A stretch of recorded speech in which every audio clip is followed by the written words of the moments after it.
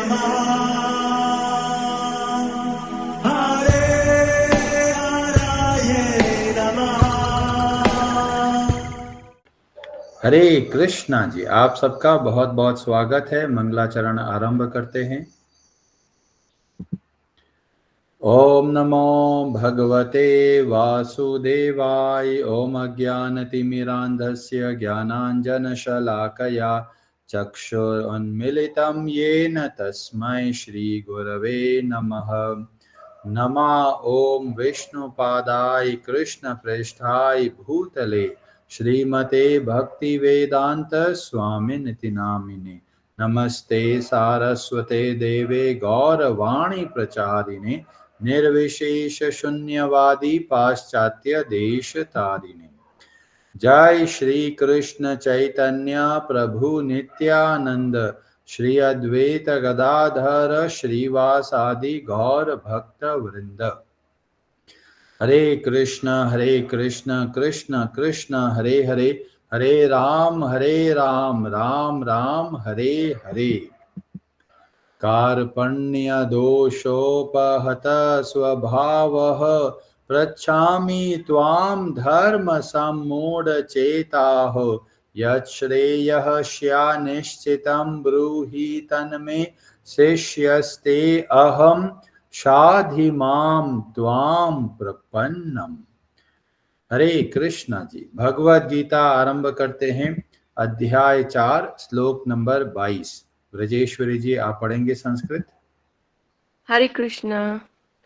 यदृच्छा लाभ संतुष्टो द्वन्द्वातीतो विमत्सरः समसिद्धौ असिद्धौ च कृत्वापि न निबध्यते। हरे कृष्ण।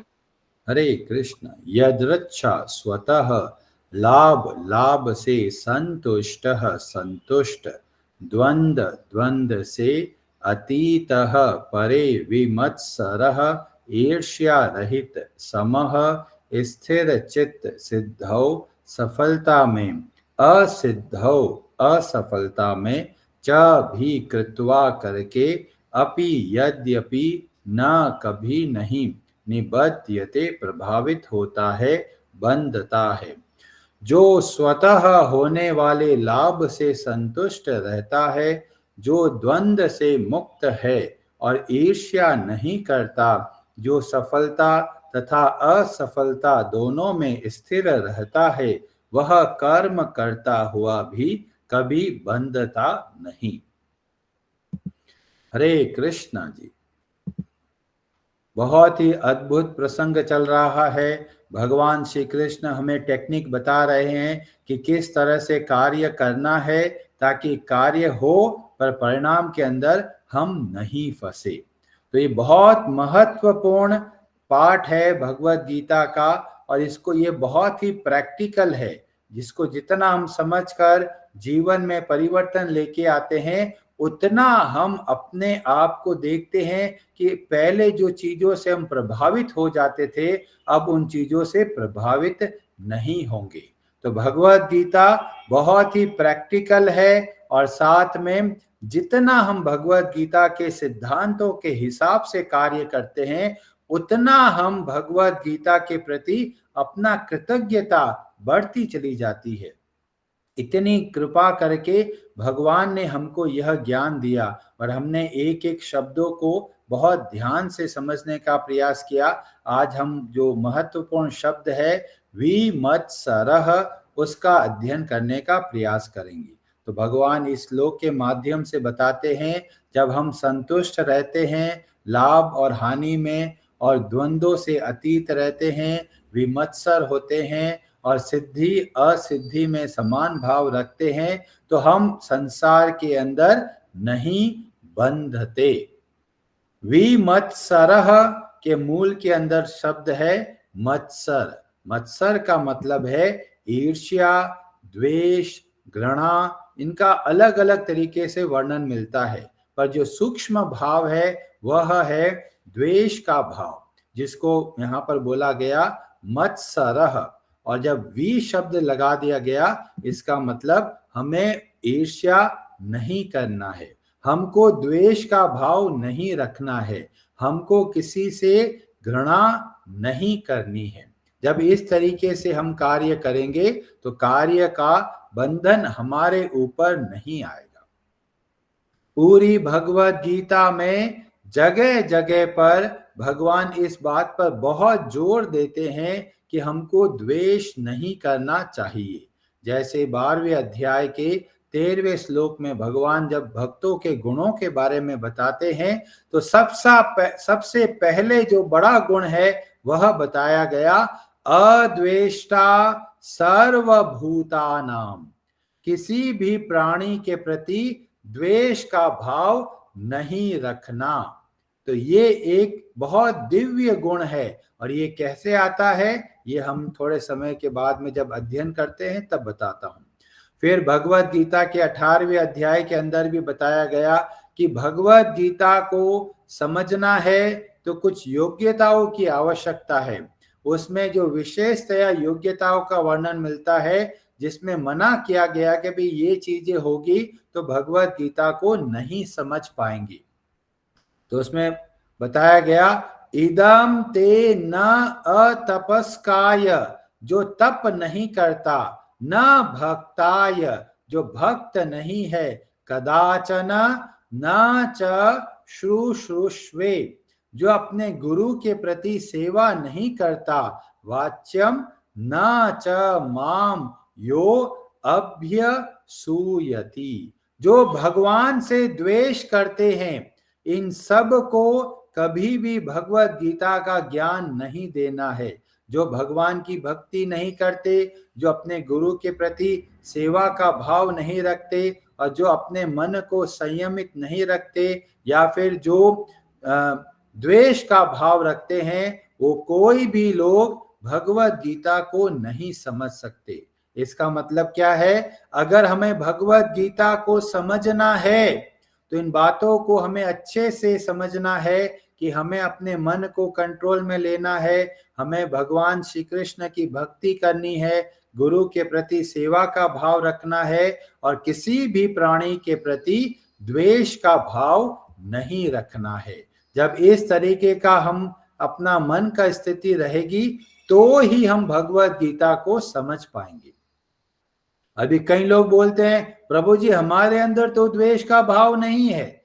बहुत सारे लोगों के अंदर और अक्सर जो संसार में आते हैं, ज्यादातर सबके अंदर द्वेष का भाव होता है। हमको पता नहीं है कि द्वेष किसको बोलते हैं और इसीलिए हम सोचते हैं हम तो किसी के प्रति ईर्ष्या रखते ही नहीं। तो सबसे पहले द्वेष का भाव रखने वाले वो लोग हैं जो भगवत गीता पर तात्पर्य देते हैं। पर कैसे तात्पर्य देते हैं? अपने मन माने ढंग से। और इसीलिए जो लोग भगवत गीता पर तात्पर्य लिखते हैं और परंपरा के अंतर्गत नहीं आते, किसी गुरु के प्रति सेवा का भाव नहीं रखते और जो गुरु भगवान से जुड़े हुए नहीं होते, ऐसे लोग जब भगवत गीता पर तात्पर्य देते हैं तो वास्तव में वो भगवान से द्वेष करते हैं।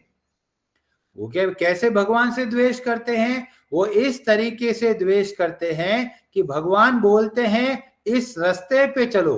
कौन सा रास्ते पे चलना है? भक्ति के मार्ग पे चलना है। जैसे भगवान स्पष्ट रूप से हमें बताते हैं, भगवत गीता का मूल उपदेश मन मना भव मद भक्तो मद्याजी माम नमस्कुरु। तो जो भगवत गीता है वह एक भक्ति ग्रंथ है। पर लोग क्या करते हैं? अपने मन माने तरीके से भगवत गीता के अर्थ को तोड़ मोड़ देते हैं। कई लोग बोलते हैं भगवत गीता के माध्यम से ज्ञान को आगे बढ़ाते हैं, कई भगवत गीता के माध्यम से कर्म को आगे बढ़ाते हैं, कई लोग भगवत गीता के आधार पर नई नई टेक्निक बनाते चले जाते हैं। पर मूल उद्देश्य को नष्ट नहीं करना है। अगर मूल उद्देश्य को नष्ट कर देते हैं तो ऐसे लोग वास्तव में भगवान श्री कृष्ण से द्वेष करते हैं। और बाहर की बात छोड़िए, पहले हमको देखना है कि हमारे अंदर कितना दोष है, कितना द्वेष का भाव है। और वो ऐसे नहीं दिखता। कब दिखता है? जब जो चीज हमको चाहिए और वो हमको नहीं मिलती, दूसरे को मिल जाती है, तब हमारे मन में हलचल मचती है। इसको बोलते हैं द्वेष का भाव। जैसे कि आप गए मंदिर, आपने अच्छे से दर्शन कर लिया, अब आप प्रसाद लेने की लाइन में खड़े हैं, सब लोगों को गुलाब जामुन मिल रहा है, जैसे ही आपका नंबर आया गुलाब जामुन खत्म हो गया। अब बिना गुलाब जामुन के इधर देख रहे उधर देख रहे, अरे गुलाब जामुन हमको नहीं मिला, चलो कि अभी आया नहीं, थोड़ा टाइम लगेगा, तो खाना खाने बैठ गए। थोड़े समय बाद में गुलाब जामुन आ गया और सब के सब वापस उनको गुलाब जामुन मिल रहा है। अब वो अकेला व्यक्ति है जो इतना ही बड़ा, जो भीड़ लगी हुई है, जो प्रसाद खा रहा है, बस उसको ही गुलाब जामुन नहीं मिला है, तो उसके मन में थोड़ा हलचल का भाव आएगा। तो इसका मतलब है द्वेष का भाव। और ये द्वेष का भाव हर जगह पर देखने को मिलता है। परिवार में ले लीजिए, रिश्तेदारों में ले लीजिए, आप ऑफिस में ले लीजिए, आप जो व्यापार करते हैं उसमें ले लीजिए, हर जगह पर ये द्वेष का भाव छिपा हुआ रहता है। और जैसे कि अगर हम लोग देखें, परिवार में दो भाई है, एक भाई का बेटा अच्छा पढ़ लिख गया है, दूसरे भाई का बेटा उतना नहीं पढ़ा है, तो दोनों के अंदर मन मुटाव आता चला जाता है। क्यों आता है? जिसका बेटा अच्छा पढ़ रहा है उसके अंदर थोड़ा घमंड आने लगता है कि हमारा बेटा तो बहुत अच्छा पढ़ रहा है, और जिसका बेटा अच्छे से नहीं पढ़ रहा उनके अंदर थोड़ा हीन भावना आ जाती है, द्वेष का भाव आने लगता है कि ये लोग तो अलग तरीके के हैं और हम लोग तो कुछ भी नहीं कर पा रहे। और भी परिवार में देखते हैं, दो भाई है, एक अच्छा व्यापार चल रहा है, एक का व्यापार अच्छा नहीं चल रहा, तो हम लोग देखते हैं समाज के अंदर ये द्वेष का भाव बहुत जगह पर हमें देखने को मिलता है। तो बाहर को बदलाव बाद में लेके आना है, पहले हमको बदलना है कि हमारे अंदर द्वेष का भाव नहीं है या द्वेष का भाव है। और अगर हम अच्छे से एनालिसिस करेंगे तो हमें पता चलेगा हमारे अंदर भी द्वेष का भाव बैठा हुआ है। खासकर जो लोग कथा करते हैं, कोई एक फेमस हो जाता है, कई लोग व्यू देते हैं बहुत सारे, कई लोग कथा करते हैं बहुत अच्छा, पर उनको कोई लाइक नहीं करता, तो मन के अंदर द्वेष का भाव आ जाता है। तो हम लोग जगह जगह पर इस द्वेष के भाव को देखते हैं, पर हमें क्या करना है? इस द्वेष का भाव जब दिखे तो उससे बाहर निकलना है। पर बोलेंगे प्रभु जी यही तो सबसे बड़ी समस्या है, अभी द्वेष का भाव तो आता है पर हमको पता नहीं चलता इससे बाहर कैसे निकलना है। तो बाहर निकलने से पहले हम सोचते हैं ये है क्या, और इसका वर्णन हमको मिलता है विष्णु पुराण के अंदर। विष्णु पुराण के जो छठा अंश है उसका अध्याय 5 और श्लोक नंबर 5 में एक बहुत गंभीर बात बताई गई। वहां पर बताया गया, काम, क्रोध, भय, द्वेष, लोभ, मोह, विषाद, शोक, असूया, ईर्ष्या, मात्सर्यादि मयस तथा, ये सब के सब क्या है? तो बोला गया, मानसो अपि द्विज श्रेष्ठ, हे ब्राह्मण ये सब क्या है? मानसो तापो, ये मन की बीमारी है। कई लोग बोलते हैं जी तो मेंटली खराब है, मेंटली इल है, पर वास्तव में मेंटल डिजीज किसको बोला गया है? जब हमारा मन प्रभावित होता है कामनाओं से, काम वासनाओं से, क्रोध से, भय से, या द्वेष से, या लोभ से, या मोह से, ये सब के सब मन के ताप है जो हमको संताप देते हैं, हमको जलाते हैं। और इसीलिए हर एक व्यक्ति को चाहिए कि शास्त्रों का ज्ञान प्राप्त करे। कई लोग सोचते हैं कि भी अरे हम भगवत गीता पढ़ के क्या करेंगे, हम तो एआई पढ़ेंगे, हम तो कंप्यूटर साइंटिस्ट बनेंगे। चाहे कोई भी योग्यता ले लीजिए, चाहे कोई भी डिग्री ले लीजिए, इस मन की बीमारी को कैसे हटाएंगे? यह हमको भगवत गीता जैसे ग्रंथों से पता चलता है। और हम लोग देखते हैं अक्सर सभी लोग, ज्यादातर लोग इस मन की बीमारी से ग्रसित है। इसी बात को भागवतम में भी बताया गया। वहां पर बोला गया मत्सर ज्वर, ज्वर का मतलब होता है फीवर, के बुखार आ गया, किसका बुखार आ गया? मत्सर का बुखार आ गया। इसका मतलब हमारे अंदर द्वेष का भाव आ गया। तो अभी द्वेष का भाव आ गया, हमको पता चल गया अभी समस्या तो है, अभी इसका हल कैसे करें? बहुत सरल तरीका है और उसका भी उत्तर भगवत गीता में ही हमको मिलता है। तो जैसे बहुत सरल तरीके से समझे कि एक माता पिता बहुत अच्छे से मेहनत करते हैं, उनके 2 बेटे हैं, दोनों को बराबर धन देते हैं, दोनों को 99 लाख रुपया दे देते हैं कि बेटा ये लो, तुम लोग अच्छे से जीवन जीजिए। अब इसमें से दोनों बच्चों का एक का मन ये कहता है, अरे अगर 1 लाख और मिल जाता तो पूरा का पूरा 1 करोड़ रुपया हो जाता। तो अभी उसका ध्यान किस पर है? उसका ध्यान 1 लाख रुपए के ऊपर है। पर दूसरा जो है वो सोचता है मेरे को 99 लाख रुपए मिला है, मेरे माता पिता ने इतना प्रयास करके मेरी भलाई के लिए इतना पैसा दिया है, मैं उनके लिए क्या करूं? तो एक बेटे के मन में आ रहा है मेरे को 1 लाख रुपया चाहिए, और दूसरा बेटा सोच रहा है कि मैं अपने माता पिता के प्रति कृतज्ञ हूं क्योंकि उन्होंने मुझको इतना कुछ दिया है। अब वो चाह क्या कर रहा है? वह चाह कर रहा है सेवा की, कि मैं अपने माता पिता की सेवा करूं। और इसी बात को भगवत गीता में बताया गया कि जब हम भगवान श्री कृष्ण की भक्ति करते हैं, जिसके अंदर सेवा का भाव और जिसके अंदर कृतज्ञता का भाव, जब कृतज्ञता का भाव होता है तो हम देखते हैं हमें इतना कुछ मिला है, और जब ये सोचते हैं हमको बहुत कुछ मिला है तो हम ये नहीं कहते भी हमको ये नहीं मिला।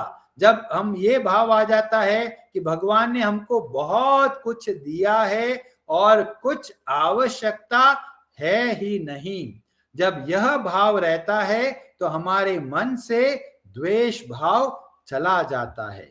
पर जब हमको कुछ चाहिए तभी से हमारे मन की बीमारी शुरू हो जाती है। और इसीलिए भगवत गीता का सिद्धांत हमको बताता है कि हमको कृतज्ञ रहना है। कृतज्ञता का मतलब है थोड़ा विचार कीजिए कि हमको कितना कुछ मिला है।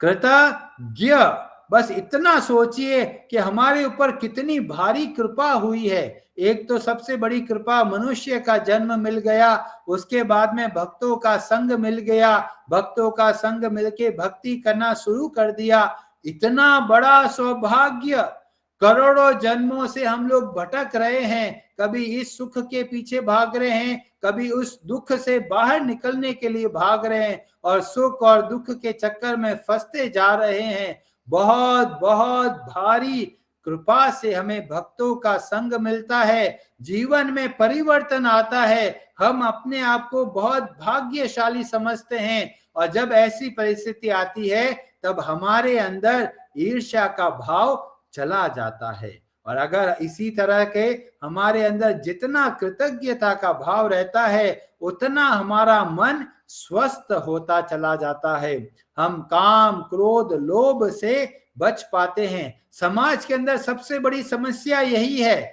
लोग गलत कार्य क्यों करते हैं? काम क्रोध लोभ के आवेश में आकर काटते हैं। और भगवत गीता का ज्ञान हमें सिखाता है किस तरीके से हमको कृतज्ञ बनना है, और केवल शब्दों से कृतज्ञ नहीं रहना है, यथासंभव जीवन में परिवर्तन लेके आना है और अपने आचरण के द्वारा बताना है कि हमने भगवत गीता के सिद्धांतों को अपने जीवन में उतारा है। तो जो द्वेष का भाव है उसको बाहर निकलने के लिए हमें कृतज्ञता का भाव को अपनाना है। और अब सबसे निवेदन है, आप अपने जीवन में कृतज्ञता को बढ़ाइए। सदैव सोचिए इतना भारी सौभाग्य हमको मिला है, जो जो लोगों ने हमारी सहायता की है उन सब के प्रति आप अपना आभार व्यक्त करें, आप उनकी सेवा करें। ये जो प्रोग्राम चल रहा है ये ऐसे ही नहीं चल रहा, आपको किसी भक्त ने बताया, उनको किसी भक्त ने बताया, तो हम सब के प्रति हमें कृतज्ञ रहना है। मेरे जीवन में भी जब भक्त आए तब हमें लगा अरे जीवन में कितना अद्भुत आनंद है, हमें पता ही नहीं, हम तो जल रहे थे, तापों से जल रहे थे। पर जैसे ही भक्तों का संग मिलता है हमारे हृदय में एक संतुष्टि का भाव आता है। इसीलिए बताया गया कि संसार में कोई शीतलता प्रदान कर सकता है तो कौन करता है? तो तरीका बताया गया कि सबसे जो शीतलता प्रदान करता है वह होता है चंदन। जब गर्मी होती है चंदन लगाते हैं तो हमारे जो शरीर को ठंडक मिलती है। पर चंदन से भी बढ़कर है चंद्रमा की किरणें। अब कितना अद्भुत है, सूर्य की किरणें हमको जलाती है, चंद्रमा की किरणें हमको शीतलता प्रदान करती है, और जबकि दोनों किरणें एक से ही आ रही है, कैसा अद्भुत है। और उससे भी अधिक है भक्तों का संग, क्योंकि भक्तों के संग के अंतर्गत हम अपने मन के अंदर और जो हमारे 3 तरह के ताप है उनसे हमको मुक्ति मिलती है और हम वास्तव में प्रसन्न होने लगते हैं। इसीलिए अपने जीवन में कृतज्ञता लेके आइए। जो जो मिला है उसके अंदर सोचिए, इतनी भारी कृपा है, और जब आप सोचेंगे तो आप स्वतः ही अपना मन शांत होने लगेगा, बीमारी से बाहर निकलने लगेगा। हरे कृष्णा जी, आप सबका बहुत बहुत धन्यवाद। आज की कथा से आपका कोई प्रश्न है तो आप अपना हाथ खड़ा कर सकते हैं। आज की कथा से आपको क्या शिक्षा मिली, अगर आप कुछ बताना चाहते हैं तो आप बता सकते हैं। शिखा माता जी, आप कुछ कहना चाहते हैं तो आप बता सकते हैं। हरे कृष्णा प्रभु जी। हरे कृष्णा जी। प्रभु जी, पूरा मंथन कर दिया आपने ना आज। आपकी क्लास खत्म होते होते हृदय में उथल पुथल मचती है, क्योंकि ये सब भाव हमारे अंदर छिपे हुए हैं और अब हमें पता लग रहा है। स्पेशली प्रभु जी, जिसने कभी हमारा बुरा किया हो, अगर उसके साथ कुछ अच्छा होता है तो हम लोगों को बहुत ईर्ष्या होती है। और अगर अब जब से सुनने लगे हैं, हम ये कहने लगे हैं, अरे ऐसा भाव तो लोग क्या कहेंगे, ये तो ह्यूमन नेचर है, ये तो होता ही है।